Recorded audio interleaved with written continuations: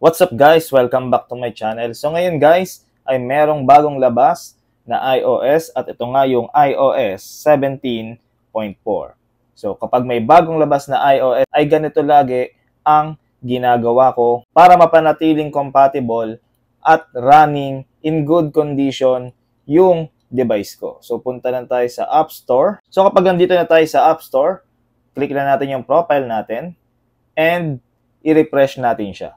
So kapag ni-refresh natin siya, ay lalabas na po dyan lahat ng applications na merong bagong update. So ganito po kasi lagi ang nangyayari dyan. Kapag merong bagong iOS update, ay meron din pong panibagong update yung mga applications natin. Kasi para mapanatili nilang compatible at maiwasan yung mga bugs sa background. Kaya nagkakaroon ng another update sa mga applications natin. So, ang gawin lang natin dyan guys, ay isa-isahin lang natin i-update yung mga gusto nating i-update, lalo na yung mga madalas nating gamitin.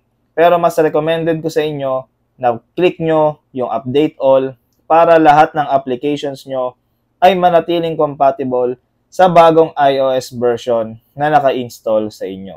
Dito guys, kapag ginawa nyo to, ay minsan maiiwasan natin yung battery draining issue, lalong-lalo na kapag yung battery draining issue ay nagmumula sa application na hindi compatible or hindi updated. Minsan kasi guys, akala natin na yung iOS ang may problema, pero ang totoo, yung application na ginagamit natin ang merong problema.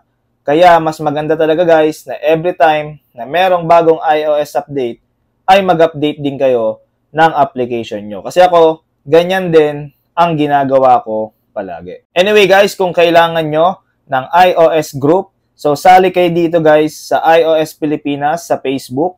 So group po namin yan.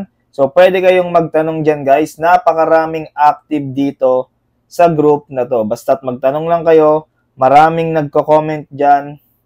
Ayan, sobrang daming nagko-comment kasi napaka-active po nitong group na to. Kaya kung gusto nyo sumali, sali lang kayo dyan.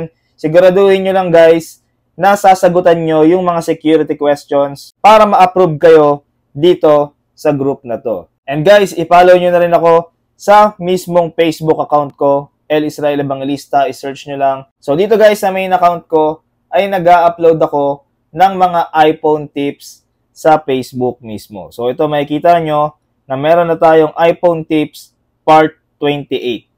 Ayan guys, follow nyo lang ako dyan para makita nyo yung mga iPhone tips na ina-upload ko. Meron din akong TikTok, i-follow nyo na rin ako sa TikTok ko.